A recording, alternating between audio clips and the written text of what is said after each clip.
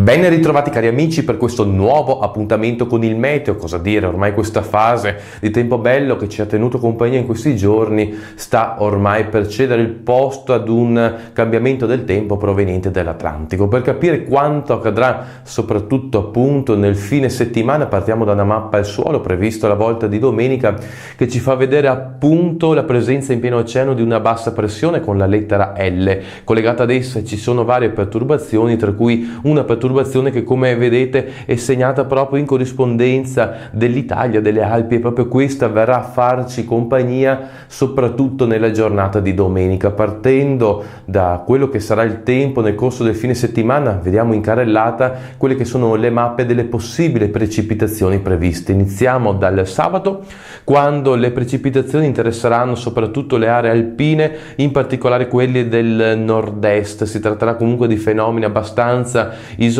quindi tutto sommato la giornata di sabato trascorrerà bene. Per quanto riguarda invece la domenica, in noi qui la situazione è destinata a peggiorare. Avremo maltempo su tutto il nord, sulla Toscana, localmente sulla Sardegna occidentale, ma al nord, specialmente tra Lombardia, Piemonte e Liguria, avremo delle precipitazioni veramente intense con temporali sparsi. Le temperature sono previste in calo appunto su queste zone. In sostanza possiamo dunque dire che il weekend ai noi trascorrerà soprattutto nella giornata di domenica con brutto tempo che interesserà anche la prima parte di lunedì, poi tutto tenderà ad allontanarsi e nuovamente potrebbe ritornare l'alta pressione. Con ora ho detto tutto e auguro a voi tutti un sereno fine settimana, e per quanto riguarda questa trasmissione ci vediamo all'inizio della prossima.